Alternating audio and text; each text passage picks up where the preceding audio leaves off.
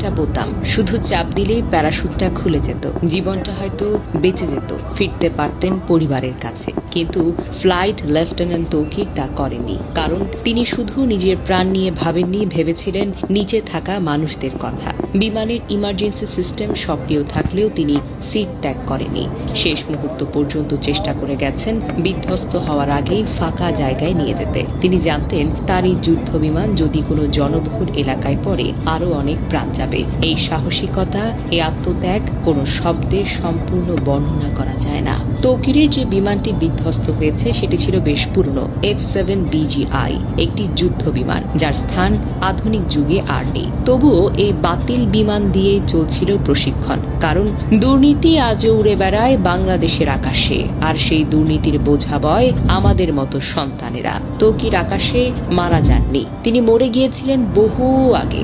যেদিন বাজেট চুরি হয়েছিল, যেদিন সিদ্ধান্ত হয়েছিল 1970 দশকের বাতিল যুদ্ধ বিমান দিয়েই হবে প্রশিক্ষণ, এই সিস্টেম তাকে দেয়নি কিছুই। না দিয়েছে সুরক্ষা, না দিয়েছে বিকল্প, না দিয়েছে আধুনিক কোনো যন্ত্রপাতি। তাকে দিয়ে গেছে কেবল ঝুঁকি, মরিচা ধরা লোহা আর নিশ্চিত মৃত্যু। তবুও তিনি পিছু হটেননি। দেশ, দায়িত্ব আর মানুষ, এসবের কাছে নিজের প্রাণকেও তুচ্ছ মনে করেছিলেন। উত্তরার আকাশে ফ্লাইট লেফটেন্যান্ট তৌকির একা মারা যাননি। এই ভয়াবহ দুর্ঘটনায় আরো অনেক প্রাণ ঝরে গেছে। আমরা গভীরভাবে শোকাহত। শহীদ তৌকির সহ সকল নিহতের আত্মার মাগফিরাত আমরা কামনা করি। আহতদের জন্য দোয়া করি, আল্লাহ যেন তাদের দ্রুত আরোগ্য দান করেন। আমাদের একটাই প্রার্থনা, আর যেন কোনো তরুণ তৌকিরকে একটা মরিচে ধরা যুদ্ধ বিমানের সঙ্গে জীবন বিসর্জন দিতে না হয়।